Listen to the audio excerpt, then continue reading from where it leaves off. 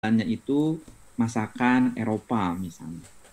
Nah, sekarang kita akan menilai satu persatu dari resources atau capabilities ini dengan VRIO framework. Contohnya, di sini saya akan tampilkan.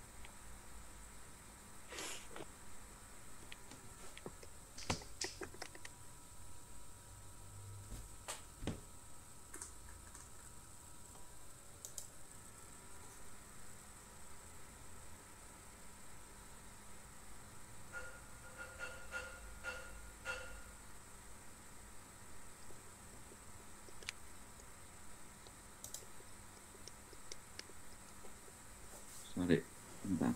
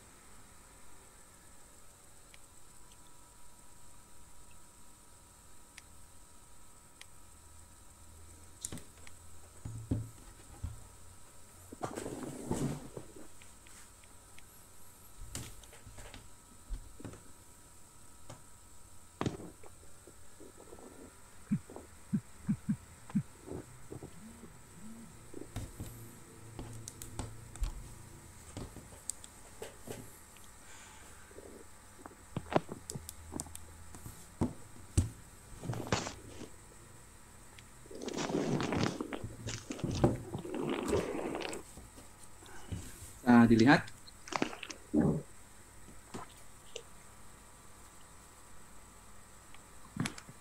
Bisa dilihat, Pak? Bisa, Pak. Bisa, Pak. Bisa, Pak, kelihatan. Bisa, Pak. Kita akan menganalisis masing-masing dari sumber daya yang dimiliki oleh hotel tersebut. Satu persatu harus memenuhi kaidah ini. Misalnya, tadi, dari sekian, ini misalnya berbagai macam resources yang dimiliki. Dari financial resources-nya, human resources-nya, material, non-materialnya. Dan dari resources ini akan menghasilkan berbagai macam jenis capabilities. Nah, setiap capabilities itu dianalisis. Misalnya tadi, koki hotel tersebut mampu menghasilkan masakan Eropa yang sangat lezat. Gitu, sehingga banyak digemari. Nah, kompetensi resources ataupun capabilities yang dimiliki oleh hotel tersebut kita akan uji akankah itu menjadi sustain competitive advantage atau tidak, menjadi sumber keunggulan bersaing atau tidak. Nah, itu akan dilihat dari VRIO ini. Misalnya, valuable. Dimulai dari V, apakah kompetensi koki itu bernilai bagi pelanggan atau tidak? Boleh dibantu jawab? Ketika seorang koki mampu menciptakan masakan Eropa yang enak, itu akan bernilai bagi pelanggan atau tidak? Iya.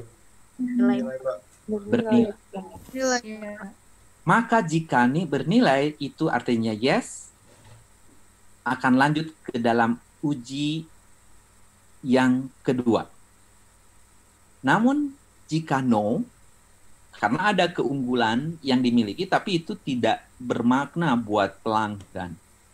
Maka jika no, itu namanya competitive disadvantage. Nah, jika yes, maka akan diuji kedua, yaitu rarity, kejarangan gitu. Kejarangan itu maknanya, apakah hotel-hotel yang lain juga punya keunggulan koki yang mampu menciptakan masakan Eropa? Apakah hotel-hotel lain itu punya koki yang mampu menciptakan masakan Eropa yang khas gitu? Jika iya, artinya jika iya memang jarang kayak gitu. Artinya Anda harus bisa dianalisis ke tahap I, inimitable. Tapi ternyata banyak kok koki-koki yang yang punya kemampuan untuk membuat masakan Eropa yang lezat. Artinya resources capabilities dia berhenti di sini, bahwa resources capabilities dia hanya sebagai competitive parity, bukan sustain competitive advantage. Bisa dipahami sampai sini? Bisa, Pak. Oke. Nah, jika sudah lolos, oh ini jarang misalnya ternyata ditemukan, karena kasusnya itu akan berbeda dengan perusahaan-perusahaannya. Ketika jarang, dilakukan analisis selanjutnya. Is it inimitable or no? Apakah kemampuan koki menghasilkan masakan Eropa itu bisa diduplikasi oleh orang atau enggak? Dia itu misalnya menghasilkan suatu makanan yang lezat sekali. Apakah untuk menghasilkan makanan itu bisa ditiru oleh kompetitor atau tidak? Nah, jika mudah ditiru, itu poinnya akan negatif atau positif? Negatif. Negatif. Of course. Maka yang dicari di sini adalah resources atau capabilities yang sulit ditiru oleh orang. Maka ketika sulit ditiru oleh orang, ini akan berlanjut kepada step selanjutnya adalah organize. Namun ternyata bisa diduplikasi dengan mudah, maka itu namanya temporary competitive advantage. Jadi di sini harus diuji apakah orang lain bisa meniru dengan mudah atau tidak. Jadi bisa saja ditiru, tapi ketika mau meniru itu butuh ekstra biaya ataupun energi yang banyak untuk meniru kompetitor. Nah, itu juga masukkan ke termasuk inimitable. Bisa dipahami poinnya? Bisa, Pak. Oke. Nah, ketika inimitable sudah lolos, maka diuji. Is it organized atau tidak? Nah, organized di sini maksudnya gini. Apakah kemampuan si koki itu didukung dengan iklim kerja yang positif di hotelnya atau tidak? Apakah budaya organisasinya itu mendukung tidak supaya dia bereksperimen untuk menghasilkan masakan-masakan Eropa yang enak atau tidak?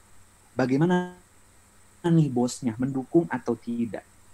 Nah, karena di dalam sebuah konteks perusahaan atau organisasi, kadang si karyawan itu punya kompetensi, gitu, punya big dream, punya spesifikasi, talent gitu, tetapi tidak didukung oleh budaya perusahaannya itu sendiri, gitu. Nah, maka kalau didukung oleh perusahaannya, artinya dia memenuhi sustain competitive advantage, artinya yes, yes, yes, yes.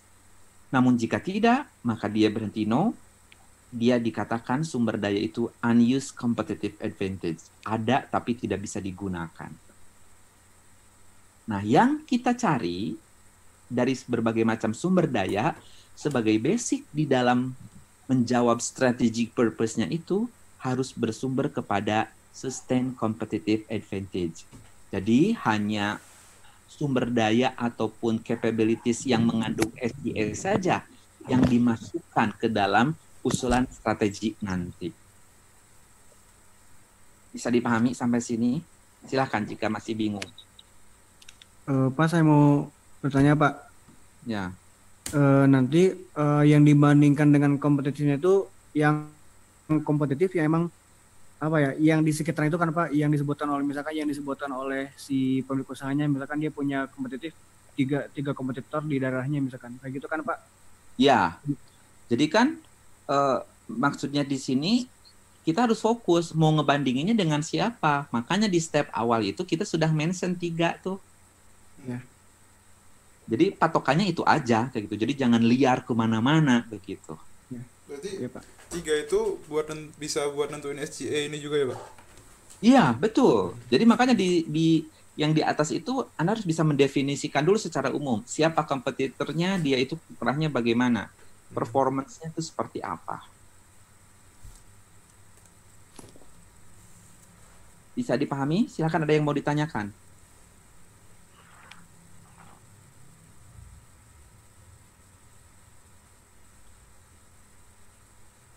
Kalau misalkan Pak dari setiap resource ataupun apa si capability itu emang semuanya tidak ada yang bisa melewati ini semua gitu Pak. Jadi bisa melewati 4 step ini. Itu gimana Pak? Oke. Saya akan menjawab dengan sebuah logika, misalnya gini. Jika ada seorang orang tua, begitu ya, melihat kondisi anaknya, gitu ya. Ternyata anaknya, as a general, anak yang baik itu di mata orang tua itu, dia itu rajin ngajinya, rajin sekolahnya, punya ranking kayak gitu ya. Dia itu aktif kayak gitu kan. Nah, maka pandangan orang tua mengatakan bahwa oh dia anak yang pintar, sehingga orang tua pun merasa bangga. Tetapi ketika misalnya anak itu tidak menunjukkan gejala yang tadi, orang tua itu mengatakan dasar pemalas, dasar bodoh, tidak berguna, gitu. Tapi ada tipe orang tua yang mampu menelisik bahwa dia itu memang secara akademis dia tidak bisa kayak gitu. Tapi ternyata dia itu punya kepiawaian di dalam memainkan gadget kayak gitu yang bisa menjadi sebuah keunggulan dia di bidang IT. Kebayang nggak, Andra, maksudnya? Kebayang Pak. Jadi perspektif kita itu sebagai researchers, you have to find out what SCA that company has. Gitu. Jadi mari kita bisa menemukan apa yang sesungguhnya menjadi keunggulan kompetensi inti dari perusahaan itu. Tidak mesti sama dengan kompetitor yang lainnya begitu. Ya? Ya Pak. Jadi kalau mau membandingin misalnya ITB, Unpad, UI begitu. Dari aspek apanya gitu. Yuk kita cari keunggulannya dari masing-masing kampus itu gitu. Jadi kalau misalnya tadi jawab tidak ada, ya saya kira Anda harus berupaya menemukan. Ini kan kejelian Anda menemukan SCA itu sendiri. Ini kelihatan ini? Yang gambarnya contoh Kelihatan, produk Pak. apa? Starbucks Pak. Starbucks. Nah, jadi nanti teknik menulisnya bagaimana nih misalnya? Jadi